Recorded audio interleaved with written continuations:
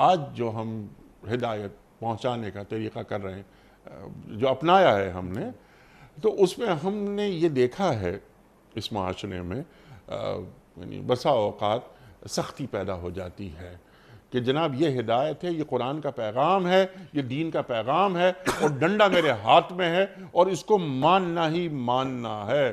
انما انت مذکر لست علیہم بمسیطر کی آپ نے بات کی تھی ابھی۔ اللہ کے رسول کو فرمایا جا رہا ہے صلی اللہ علیہ وآلہ وسلم، آپ صرف تذکیر کے لیے، نصیحت کے لیے آپ آئے ہیں، مبعوث کیے گئے ہیں۔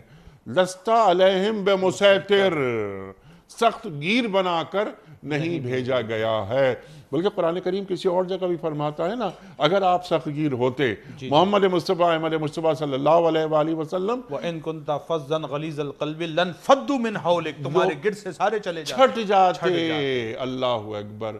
تو آج کے داعی دین کو قرآن کریم کی یہ آیت کیا نصیحت کرتی ہے کہ تم بات کرو، دین کا پیغام رکھو، دن میں پیغام دو، رات کو اس کے لیے دعا کرو، اور پھر اللہ تعالیٰ تاثیر کیوں نہیں پیدا کرے گا۔ دیکھیں انیس صاحب، ہم ہمیشہ ایک بات کرتے ہیں کہ سب سے پہلے تو اپنے اندر، اپنے کردار کے اندر پختگی پیدا کریں، ٹھیک ہے نا؟ کیونکہ سامنے والا جو ہے نا سب سے پہلے آپ کے کردار اور معاملات کو دیکھتا ہے۔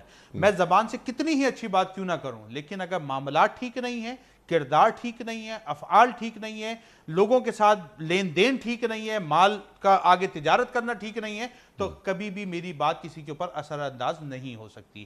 نبی علیہ السلام نے لوگوں کی کردار سازی کی تھی، شخصیتوں کو بنایا تھا۔ ابو بکر بنا کر امت کو دیے تھے، عمر بنا کر امت کو دیے تھے، عثمان بنا کر امت کو دیے تھے، حضرت علی جیسے لوگ بنا کر امت کو دیے تھے۔ ان کے کرداروں کو دیکھ کر لوگ دین اسلام کی طرف مائل ہوتا چلے جاتے تھے۔ صدیق اکبر رضی اللہ تعالیٰ عنہ اسلام قبول کرنے کے بعد جاتے ہیں اور اسی وقت کچھ لوگوں کو اکٹھا کرتے ہیں، دین کی طرف بلاتے ہیں، وہ صرف اس بنیاد پر کہ ابو بکر نے یہ دین قبول کر لیا، دین اسلام کے اندر داخل ہو جاتے ہیں، اور ان 10 میں سے 5 سے 6 صحابہ کرام جو عشرہ مبشرہ ہیں وہ صدیق اکبر کی تبلیغ سے اسلام میں داخل ہوئے تھے۔ اسی لیے وہ ایک شعر بھی ہے، کچھ ان کے خلق نے کر لی، کچھ ان کے پیار نے کر لی، مسخر اس طرح دنیا شہ ابرار نے کر لی۔ نبی علیہ السلام نے خلق اور محبت کے ساتھ لوگوں کو اسلام کی طرف بلایا تو لوگ اسلام میں داخل ہو گئے۔